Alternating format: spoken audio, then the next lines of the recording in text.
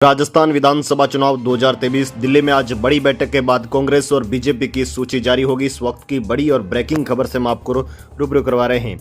राजस्थान विधानसभा चुनाव के लिए बीजेपी और कांग्रेस की लिस्ट आज रात जारी हो सकती है। दोनों ही दलों ने अब तक अपने उम्मीदवारों की दो सीटों जारी कर दी है। साथ ही साथ इस वक्त की बड़ी अपडेट निकल कर आ रही है। राजस्थान में विधानसभा चुनाव के लिए बीजेपी और कांग्रेस आज कुछ सीटों पर अपने टिकट घोषित कर सकती है। राजस्थान में बीजेपी की कोर कमेटी की बैठक 2 दिन पहले हो चुकी है। बस दिल्ली में बैठक होने के बाद इन नामों पर अंतिम सहमति बनेगी।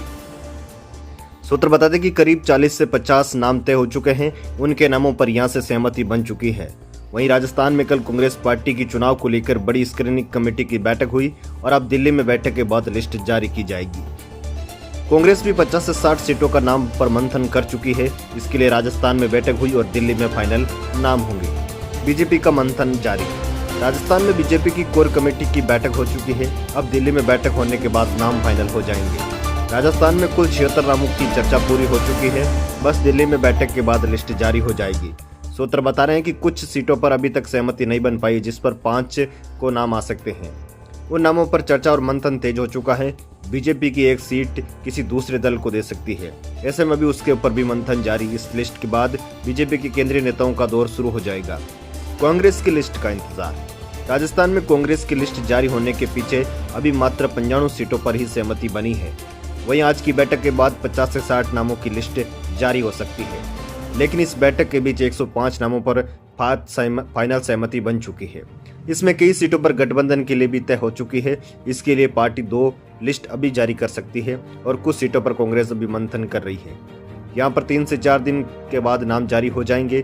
चुनाव लड़ने वाले प्रत्याशियों को संकेत दे दिए गए हैं, जहां वो पूरी तरीके से एक्टिव है। कांग्रेस से गठबंधन के लिए आरएलडी की कई सीटें भी मांग कर रही है, उस पर भी मंथन किया जा रहा है। उसके बाद इस लिस्ट का इंतजार खत्म हो सकता है। राजस्थान में बीजेपी और कांग्रेस की जो लिस्ट है वो जारी हो सकती है। वहीं राजस्थान चुनाव के लिए बीजेपी की कई सीटों पर विरोध का बयान है। डैमेज कंट्रोल पर नेताओं के बयान की कंट्रोवर्सी। राजस्थान बीजेपी में टिकट को लेकर मचा घमासान थमने का नाम नहीं ले रहा है। दूसरी तरफ डैमेज कंट्रोल के लिए बनाई गई कमेटी के अध्यक्ष केंद्रीय राज्य मंत्री कैलाश चौधरी का कहना है कि उनको कोई जिम्मेदारी नहीं दी गई है। वहीं पार्टी के प्रदेश अध्यक्ष सीपी जोशी का कहना है कि कैलाश चौधरी इस दिशा में सारा इनपुट लेते हैं। कौन कहां से है उसका निर्णय सब उन्हीं के पास है। राजस्थान विधानसभा चुनाव को लेकर बीजेपी के टिकटों को लेकर अभी भी घमासान मचा हुआ है। विधानसभा चुनाव को लेकर अब नामांकन शुरू हो चुका है, लेकिन बीजेपी में डैमेज कंट्रोल की कवायद सिरे नहीं चढ़ पा रही है। हालांकि डैमेज कंट्रोल को लेकर बीजेपी लगातार दावे जरूर कर रही है, लेकिन पार्टी नेताओं के सुर अलग अलग सुनाई पड़ते हैं। बीजेपी के कांग्रेस से पहले 2 सूचियां जारी की जा चुकी है। राजस्थान विधानसभा चुनाव में बढ़त बनाने की कोशिश की जा रही है, लेकिन टिकटों को लेकर हुए घमासान के बाद पार्टी में अभी भी कुछ ठिठकियां बनी हुई है। यही कारण है कि पार्टी अपनी तीसरी सूची जारी करने में थोड़ा और वक्त लगा रही है। बीजेपी की दोनों सूचियां आने के बाद पार्टी को जबरदस्त विरोध का सामना करना पड़ा। हालांकि पार्टी ने पहली सूची के बाद विरोध को देखते हुए डैमेज कंट्रोल कमेटी का गठन किया, लेकिन पार्टी के नेताओं को बयानों से लगता है कि डैमेज कंट्रोल की जिम्मेदारी कोई नहीं लेना चाहता। चौधरी की अध्यक्षता में गठित हुई थी कमेटी। पहली सूची जारी होने के बाद 10 अक्टूबर को केंद्रीय मंत्री अर्जुन राम मेघवाल का बयान सामने आया। उन्होंने कहा कि पार्टी के केंद्रीय कृषि राज्य मंत्री कैलाश चौधरी की अध्यक्षता में डैमेज कंट्रोल कमेटी बनाई गई, लेकिन अब केंद्रीय कृषि राज्य मंत्री कैलाश चौधरी का बयान सामने आया। कैलाश चौधरी ने कहा कि मुझे कोई जिम्मेदारी नहीं दी गई। हम सब की जिम्मेदारी है कि उन्हें 4 से 5 जगहों पर ऐसी बातचीत चल रही है, बाकी सब हम एकजुट हैं। राजस्थान विधानसभा चुनाव को लेकर जो बड़ी अपडेटें निकल कर आ रही है, लगातार बीजेपी और कांग्रेस की जो सूचियों का इंतजार है। हालांकि नामांकन की प्रक्रिया शुरू हो चुकी है, लेकिन उसके बावजूद भी अभी तक प्रत्याशियों की घोषणा नहीं हो पा रही है। वहीं दोस्तों, राजस्थान विधानसभा चुनाव से एक बड़ी अपडेट और भी निकल कर आ रही है। राजस्थान विधानसभा चुनाव में अभी तक पायलट की राह कितनी मुश्किल है टोंक विधानसभा सीटों पर। आपके गेम प्लान पर टिकी है सबकी नजरें, क्योंकि राजस्थान की विधानसभा चुनाव पर अभी तक जो प्रत्याशी घोषित किए गए उनको लेकर भी चर्चाएं हो रही है। विजय बेसला, सचिन पायलट समर्थक हरीश मीणा की बढ़ेगी मुश्किलें। देवली यूनियन विधानसभा सीट पर कांग्रेस टिकट्स नहीं मिलने के कारण प्रोफेसर विक्रम गुर्जर ने आरएलपी की सदस्यता ग्रहण की। अब विक्रम गुर्जर आरएलपी की ओर से देवली यूनियन से विधानसभा चुनाव भी लड़ सकते हैं। इसमें कांग्रेस और बीजेपी को चुनौती का सामना करना पड़ेगा। गुर्जर राजस्थान विश्वविद्यालय के प्रोफेसर पद पर कार्य कर चुके हैं। राजस्थान में टोंक की विधानसभा सीट टोंक जिले की देवली उनेरा विधानसभा कांग्रेस से टिकट नहीं मिलने पर प्रोफेसर विक्रम गुर्जर ने आरएलपी की सदस्यता ग्रहण कर ली। गुजर काफी समय से कांग्रेस पार्टी से जुड़े हुए थे, लेकिन इस बार कांग्रेस से टिकट नहीं मिलने से खफा होकर वे पहले निर्दलीय चुनाव लड़ने की ताल ठोकी थी। लेकिन अब विक्रम गुजर ने जयपुर में आरएलपी की स्थापना दिवस समारोह में पार्टी की सदस्यता ग्रहण कर ली और इसके बाद साफ हो चुका है कि अब विक्रम गुजर आरएलपी की ओर से देवली उनियारा की विधानसभा सीट से चुनाव भी लड़ सकते हैं। लिहाजा माना जा रहा है कि देवली उनियारा विधानसभा सीट से कांग्रेस और बीजेपी को आरएलपी से भी कड़ी चुनौती का सामना करना पड़ेगा। आरएलपी के स्थापना दिवस पर विक्रम गुजर ने सदस्यता ग्रहण की थी। दोस्तों, राजस्थान विधानसभा चुनाव से और भी बड़ी अपडेट हम आपको बताते हैं। राजस्थान विधानसभा चुनाव में अभी भी कांग्रेस और जो है सचिन पायलट के जो समर्थक है, सचिन पायलट के समर्थक ने खून की चिट्ठी लिखी, नहीं मिला टिकट तो कांग्रेस छोड़ देंगे, बीजेपी में गई। राजस्थान के चुनावी अभियान का जोर पकड़ता जा रहा है। अगले महीने में होने वाली वोटिंग से पहले नेताओं का दल बदल का सिलसिला जारी है। लगातार दूसरी बार चुनाव में जीत हासिल करने की कोशिश में जुटी कांग्रेस को बड़ा झटका लगा है। उसमें दो बड़े कद्दावर नेता भारतीय जनता पार्टी में शामिल हो चुके हैं। राजस्थान की सियासत में कांग्रेस इस बार सत्ता परिवर्तन के रिवाज को बदलने की कोशिश कर रही है।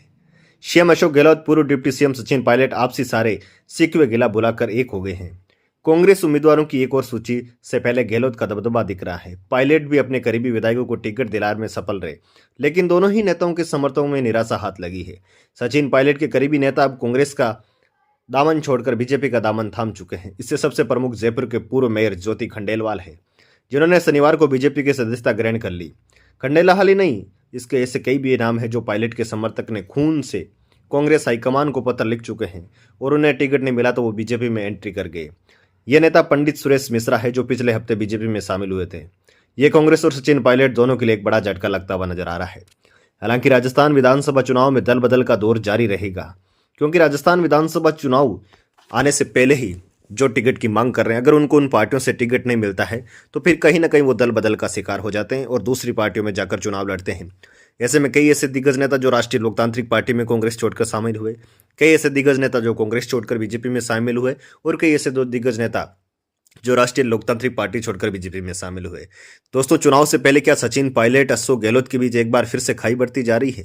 राजस्थान विधानसभा चुनाव के लिए वोटिंग में अब सिर्फ 25 दिन का समय बचा है और राजनीतिक तापमान लगातार बढ़ता जा रहा है। चुनावों से पहले कांग्रेस को बड़ा झटका लगा। ज्योति खंडेलवाल, सुरेश मिश्रा समेत सचिन पायलट के कई समर्थकों ने बीजेपी ज्वाइन कर ली। अचानक ऐसा क्या हुआ कि इन नेताओं के हाथ का साथ छोड़ दिया और फूल का हाथ थाम लिया? इनसे सवाल उठने लगे, क्या मुख्यमंत्री अशोक गहलोत और पूर्व मुख्यमंत्री सचिन पायलट के बीच खाई बढ़ती जा रही है? बता दें कि अशोक गहलोत और सचिन पायलट लंबे समय से उनके बीच विवाद चल रहा था। कई बार ये खुलकर सामने भी आ चुके हैं, लेकिन अशोक गहलोत और सचिन पायलट के बीच विवाद को तब हवा में लगी जब कांग्रेस के सचिन समर्थक कुछ नेताओं को टिकट नहीं दिया गया।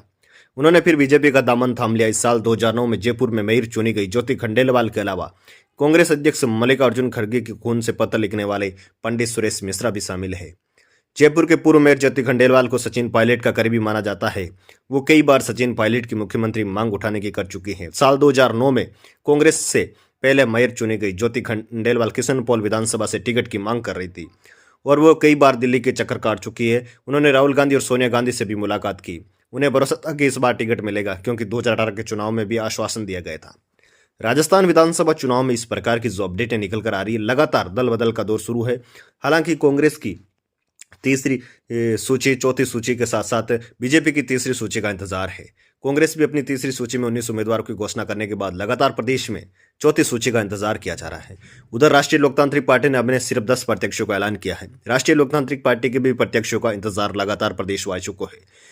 लेकिन राजस्थान विधानसभा चुनाव में जिस प्रकार की अपडेट निकल कर आ रही, राजस्थान विधानसभा चुनाव से जो जुड़ी खबरें हैं, हम आपको लगातार देते रहेंगे। तो आप हमारी इस फेसबुक पेज से जरूर जुड़ें, क्योंकि राजस्थान विधानसभा चुनाव 25 नवंबर को और 3 दिसंबर को मतगणना होनी है। 3 दिसंबर तक राजस्थान की राजनीति से जुड़ी विशेष खबरें आपको न्यूज़ 21 फेसबुक पेज और यूट्यूब चैनल के माध्यम से मिलती रहेगी। हालांकि अभी भी राजस्थान में आज जो है सूचियों का जो चौथी सूची और तीसरी सूची का इंतजार है, वो रात तक करना पड़ सकता है और उसके बाद तीसरी और चौथी सूची, बीजेपी की तीसरी, कांग्रेस की चौथी सूची जारी हो सकती है और उसी के बाद तत्कालीन राष्ट्रीय लोकतांत्रिक पार्टी भी रात को 1 या 2 बजे अपनी सूची जारी कर सकती है, क्योंकि राष्ट्रीय लोकतांत्रिक पार्टी ने पिछले भी सूची अपनी रात को 4 बजे जारी की थी। उसके बाद सियासी गलियारों में पूरी तरीके से चर्चा हो चुकी है, क्योंकि राजस्थान में हनुमान बेनीवाल और चंद्रशेखर आजाद का गठबंधन हो चुका है, जिसके बाद सियासी गलियारों में चर्चा है कि अगर ये दोनों मिलकर साथ चुनाव लड़ते हैं, अगर ये वोट बैंक में सेंधमारी करने में कामयाब होते हैं, तो राजस्थान की विधानसभा चुनाव में इस बार कुछ बड़ा उलटफेर देखने को मिल सकता है। तो दोस्तों इसी प्रकार की राजस्थान से जुड़ी अपडेट आपको हमारे इस फेसबुक पेज और यूट्यूब चैनल के माध्यम से मिलती रहेगी। तो आप हमारे इस पेज और यूट्यूब चैनल से जरूर जुड़ें ताकि इसी प्रकार की अपडेट मिलती रहे। और आपको अगर खबर अच्छी लगी हो तो आप इस वीडियो को शेयर भी जरूर करें और साथ ही साथ कमेंट करना तो बिल्कुल ना भूलें। जय हिंद, जय भारत, वंदे मातरम।